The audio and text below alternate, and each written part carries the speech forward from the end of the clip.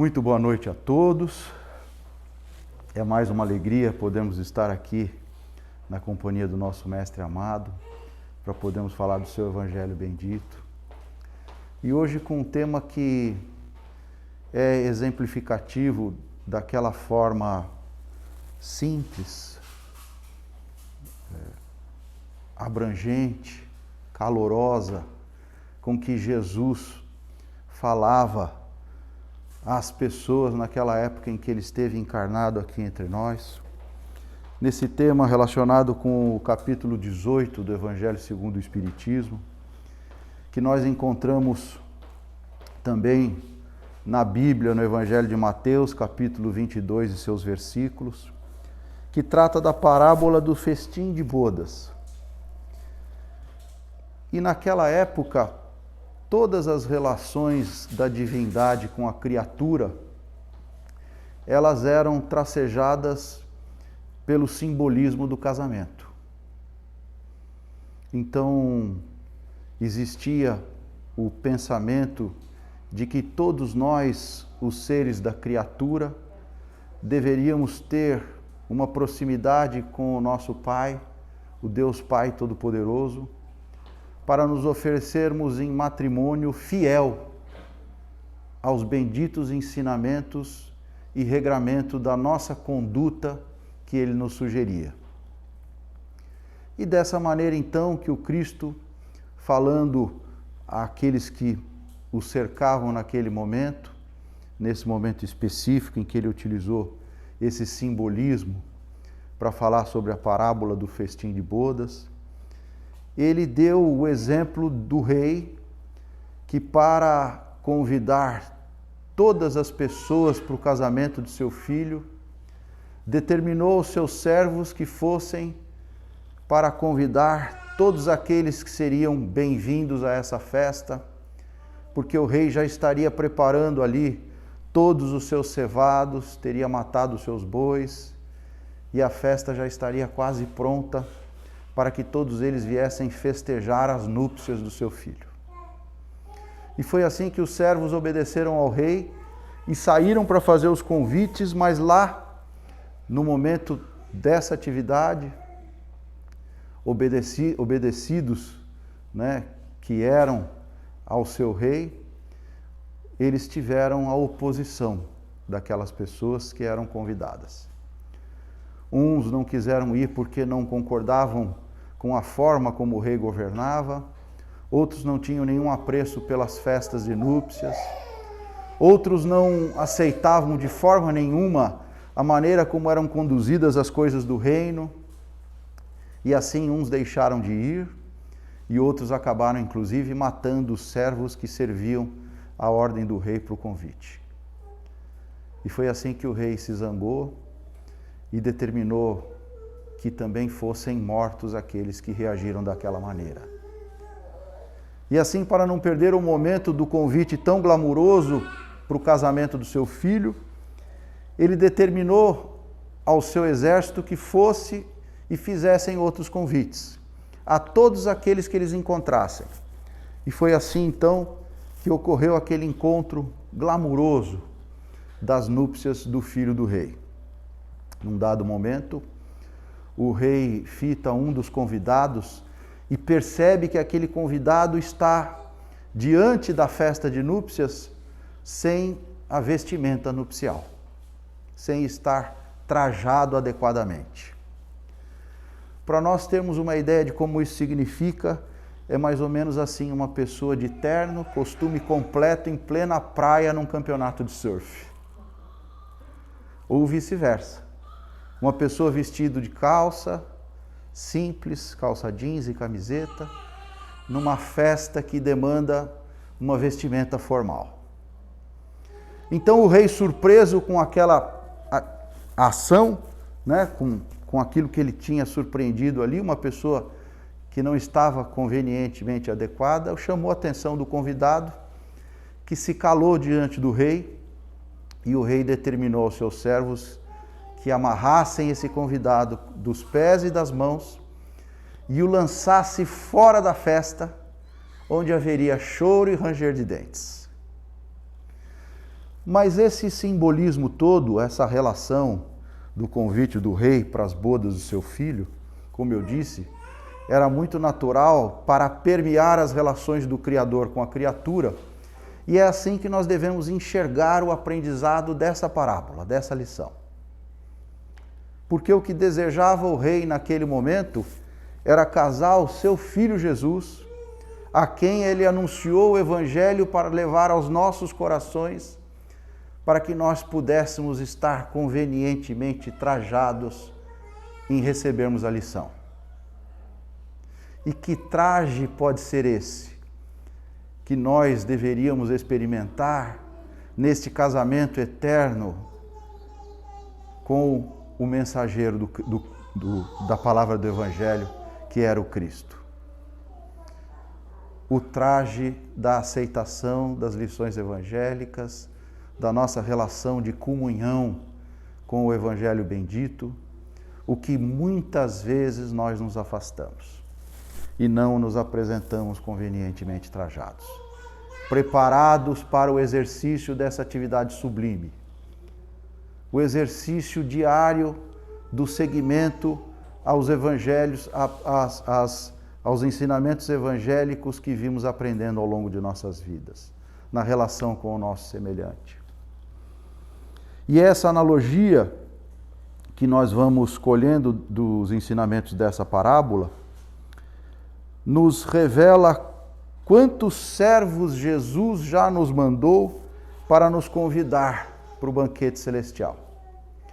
Quantas vezes nós já lemos o Evangelho, nós já estivemos nos templos religiosos, como esse aqui hoje, em que nós fomos convidados a compreender a palavra bendita e mesmo assim nós nos afastamos dela.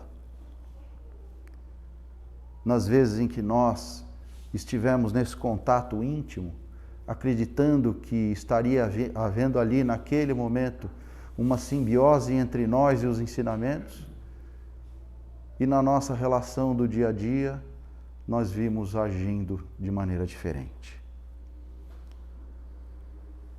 Revelando que nós, muitas vezes, não estivemos vestidos adequadamente para compreendermos e praticarmos as palavras benditas. Uma outra significação muito importante que nós colhemos aqui e se revela para nós como um aprendizado muito grande é o fato de essa pessoa, esse convidado que não estava trajado convenientemente para as festas de bodas, ter sido amarrado e lançado para fora, onde haveria sofrimento, choro e ranger de dentes. Isso nos remete à ideia de que sempre que nós não estivermos em sintonia com o Evangelho do nosso Senhor Jesus, nós seremos convidados a espiar no sofrimento e na provação. Sempre que houver uma repulsa, uma revolta nossa, no sentido de acolhermos os verdadeiros predicados evangélicos, representados pelo amor e pela caridade, nós estaremos sofrendo as consequências, como esse convidado que foi amarrado e lançado para fora. Mas é importante nós notarmos que nós não estamos constantemente condenados a sermos expulsos do reino de Deus. Muito pelo contrário. É importante nós percebermos que a todo instante nós temos recebido novas chances. Porque o Cristo não nos abandona. Enviado como mensageiro especial, que esteve aqui preparando a terra para o nosso convívio, ele jamais deixa de nos conferir novas oportunidades, de reconhecermos os erros que nós temos vivido aqui, para podermos renovar o nosso credo nele e voltarmos a ter um lugar nas alegrias das festas do predicado evangélico que todos nós recebemos como possibilidade de convívio mais harmonioso com o nosso semelhante e conosco mesmos. É assim que nós não somos condenados pela eternidade, porque o Cristo não nos abandona um só momento. Então nós estamos em todas as oportunidades de convivência com essas grandes possibilidades de voltarmos com vestimenta correta, caracterizados adequadamente, para podermos ir ao encontro das nossas felicidades. E o fato de nós sermos guindados à condição de sofredores, de nós sermos condenados ao sofrimento em razão das nossas atitudes equivocadas, nos leva a uma outra reflexão, porque o maior contato da criatura, a maior oportunidade que tem o ser humano da relação direta com o Criador é no momento do maior sofrimento, não é mesmo? Não é nos momentos de maior dificuldade que a gente se ajoelha em súplicas, em preces e pede a Deus uma solução para os nossos problemas? Porque se tudo caminha bem diante da nossa vida, nós às vezes não nos ligamos ao Criador. Sequer nos incomodamos com toda a felicidade que estamos experimentando. Isso passa desapercebido. E quando nós experimentamos as condições mais dificultosas, quando nós chegamos ao fundo do poço, é que nós encontramos ali a base sólida para alavancarmos as nossas pernas fortes e irmos à tona novamente. Então, essa oportunidade de sofrimento, que nos é dada, a fim de que nós possamos rever os nossos comportamentos, é mais uma oportunidade de redenção que nos é oferecida. Não como castigo, eu repito, porque a divindade não é capaz de nos condenar eternamente, mas como uma grande oportunidade de voltarmos ao reino de Deus para podermos experimentar as novas bodas e novas núpcias com a palavra divina. Então, é muito importante nós não nos revoltarmos contra a atual situação. Por mais dificuldade que nós vimos experimentar, é importante nós revermos os nossos passos, a nossa caminhada, olhar para a nossa existência com um olhar crítico diante de nós mesmos, porque normalmente o que nos toca é o defeito do outro. Então nós estamos a todo momento observando a caminhada alheia, de olho no que o nosso semelhante faz. E muitas vezes esquecemos de olhar os nossos próprios passos, as nossas próprias ações, sem enxergar em nós um campo promissor para colhermos as melhores alegrias em forma de semente bem-vinda.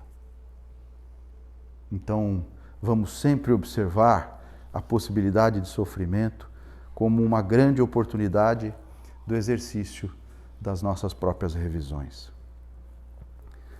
Então, o choro e ranger de dentes representa o resultado das nossas escolhas erradas, para a gente não se distanciar do que acontece conosco. Não é um castigo impingido por ninguém, mas é uma consequência de nossas ações. O Emmanuel tem uma expressão que nos faz refletir muito profundamente sobre isso que eu estou dizendo, que diz assim: o inferno de cada um de nós tem o tamanho exato da nossa rebeldia com as leis divinas. Exato. Tudo que nós plantamos aqui, nós colhemos aqui. Ou vamos experimentar dias difíceis. Então, é importante que nós façamos uma outra reflexão e aqui eu gostaria de fazer uma revelação importante para todos nós, inclusive para mim, porque eu só me apercebi mais profundamente sobre isso nessa oportunidade que a Fraternidade Espírita Amor de Luz me deu de estar aqui conversando sobre o capítulo 18 com vocês. O título dessa preleção de hoje é Muitos os chamados e poucos os escolhidos. Então, eu gostaria de perguntar para a consciência de vocês, quem é que escolhe? Somos somente nós os escolhidos? É somente a divindade que pesa sobre nós a sua escolha? Ou nós estamos a todo momento escolhendo, como exercício pleno do nosso livre-arbítrio, a forma como a gente vai agir e vai conviver? Então, não adianta a gente imaginar que, pelo fato de nós termos sido momentaneamente colocados para fora, amarrados e levados lá no campo onde haja choro e ranger de dentes, que a culpa tenha sido de não termos sido escolhidos. Porque nós é que não nos dispusermos a estarmos vestidos adequadamente. Então vamos assumir as nossas responsabilidades, das nossas escolhas, que é o mais importante que nós temos a fazer. E não sobrecarregar o nosso Criador de todas as consequências daquilo que nós fazemos e fizermos. Porque tudo aquilo que nós empreendermos na empreitada dos nossos dias é resultado das nossas escolhas individuais, das nossas próprias escolhas individuais. Então, os grandes escolhedores, identificadores do bom caminho, somos nós. Nós é que vamos permitir ou não dias melhores para as nossas vidas, não é mesmo? E é importante a gente lembrar que Jesus não viola nenhuma consciência. Nenhuma consciência. Jesus não nos impinge coisa alguma, como representante da divindade. Ele nos oferece o caminho e diz: a felicidade está aqui, na oportunidade de você praticar o amor e a caridade, de você perdoar as ofensas, de você entender os problemas dos outros, de ser compreensivo com os defeitos alheios, de ser caridoso, de ser amoroso, de ser paciente, tolerante. E nós nos esquecemos disso. E muitas vezes vamos por um outro caminho, não é mesmo? Então eu quero aproveitar essa oportunidade dos momentos finais em que a gente está reunido aqui para tratar disso, de nossas próprias responsabilidades, e ler 2 trechos do Evangelho segundo o Espiritismo nesse capítulo. Um que eu separei aqui e outro que o meu amigo Domingos separou. Um da Instrução dos Espíritos, que é esse assim, de um espírito protetor. Se tiverdes amor, tereis colocado o vosso tesouro, onde nem a traça nem a ferrugem o devoram. E vereis desaparecer insensivelmente da vossa alma tudo o que lhe possa manchar a pureza. Dia a dia sentireis que o fardo da matéria se torna mais leve, e como um pássaro que voa nos ares e não se lembra da terra, subireis incessantemente, subireis sempre, até que a vossa própria alma, inebriada, se impregne da verdadeira vida no seio do Senhor. Um espírito protetor, em Bordeaux, 1862. E o Domingos separou aqui uma outra pérola que eu passo a ler para vocês agora com auxílio dos meus óculos, porque isso aqui está meio pequenininho, né? Tirar um pouquinho a máscara aqui para não poder embaçar. Abri, pois, os vossos ouvidos e vossos corações, meus bem-amados. Cultivai esta árvore da vida, cujos frutos proporcionam a vida eterna. Aquele que a plantou vos convida a cuidá-la com amor, que ainda vereis dar com abundância os seus frutos divinos. Deixai-a assim como Cristo vô-la deu, não a mutileis, sua sombra imensa quer estender-se por todo o universo. Não lhe corteis a ramagem, seus frutos generosos caem em abundância para alentar o viajor cansado que deseja chegar ao seu destino. Não os amontoeis para guardá-los e deixá-los apodrecer, sem servirem a ninguém. São muitos os chamados e poucos os escolhidos, e que os assambarcadores do pão da vida, como o usado pão material, não los coloqueis entre eles. A árvore que dá bons frutos deve distribuí-los para todos. E depois procurai os necessitados, conduzi-os sob as ramagens da árvore e partilhar com eles o abrigo que ela vos oferece. Não lhes colham uvas dos espinheiros. Meus irmãos, afastai-vos, pois, dos que vos chamam para apontar os tropeços do caminho, e segui os que vos conduzem à sombra da árvore da vida. O Divino Salvador, para concluir, o justo por excelência, disse, e suas palavras não passarão. Os que me dizem Senhor, Senhor, nem todos entrarão no reino dos céus, mas somente aqueles que fazem a vontade de meu Pai que está nos céus. Que o Senhor das bênçãos vos abençoe, que o Deus da luz vos ilumine, que a árvore da vida vos faça com abundância a oferência dos seus frutos. Credes e orai. Muito obrigado por tudo. E assim